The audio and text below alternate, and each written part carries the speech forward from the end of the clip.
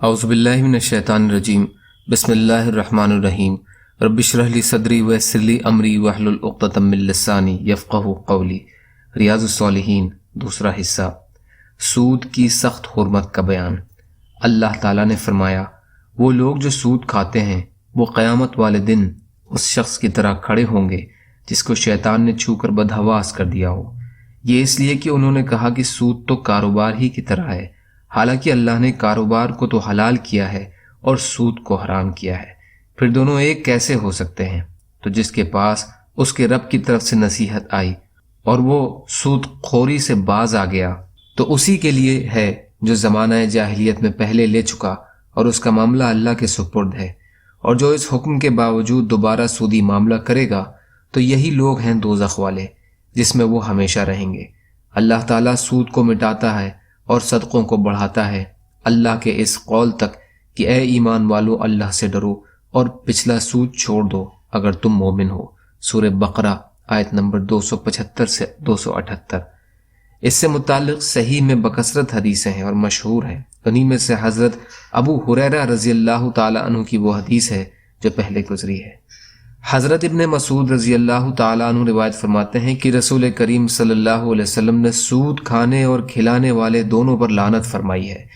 مسلم، ترمذی وغیرہ نے یہ اور روایت کیا ہے کہ سودی لین دین کے دونوں گواہوں اور اس کے کاتب پر بھی لعنت فرمائی ہے۔ فائدہ: کھانے کھلانے والے سے مراد لینے اور دینے والے ہیں۔ اس حدیث سے سود کی سخت حرمت واضح ہوتی ہے، اور دینے والے کے علاوہ اس کے گواہوں اور لکھنے والوں پر بھی لعنت فرمائی گئی ہے۔ حالانکہ ان دونوں حضرات کا کوئی حصہ نہیں ہوتا، لیکن صرف اس طرح کی مدد سے ہی ان کو بھی ملعون قرار دیا گیا ہے، یعنی سودی معاملے میں کسی قسم کی سہیوگ بھی لعنت اور اللہ کے غضب کا باعث ہے۔ اسی سختی کی وجہ یہ ہے کہ اسلام ایسا سماج تعمیر کرنا چاہتا ہے جس کی بنیاد ہمدردی، بلیدان اور قربانی پر ہو۔ کسی کو مال کی ضرورت ہو تو مال والے ضرورت مندوں کی ضرورت اللہ کی راہ میں اللہ کی رضا کے لیے پوری کر دیں، یا پھر اچھے قرض کے طور پر، جبکہ سود کی بنیاد اس کے الٹ ظلم پر مبنی ہے۔ اس میں مال والے کسی ضرورت مند سے اللہ کی رضا کے لیے سہیوگ پر آمادہ نہیں ہوتے، انہیں صرف اپنے ہتوں سے غرض ہوتی ہے۔ غریب کے خون کا آخری قطرہ تک نچوڑ لینے کے باوجود ان کی حرص اور آگ میں کمی نہیں ہوتی۔ اسی لیے شریعت نے ہر قسم کے سود کو منع اور حرام قرار دیا ہے، چاہے وہ ذاتی ضرورت پوری کرنے کے لیے دیے گئے قرض وصول کیا جائے یا تجارتی مقصدوں کے لیے حاصل کی گئی رقم پر۔ کچھ لوگ کہتے ہیں کہ عرب میں تجارتی مقصد کے لیے قرض لینے اور دینے کا رواج ہی نہیں تھا، صرف ذاتی ضروریات کے لیے ہی قرض لینے دینے کا طریقہ تھا، اس لیے جو سود حرام کیا گیا ہے وہ اسی قسم کا سود ہے، نہ کہ پہلا سود، کیونکہ پہلی قسم کے سود کا تو وہاں رواج ہی نہیں تھا۔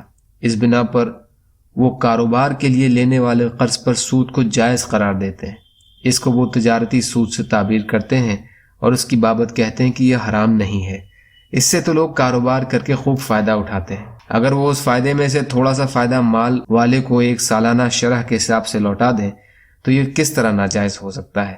یہ تو مال والے کا وہ حق ہے جو اپنے مال کی وجہ سے اسے ملنا چاہیے۔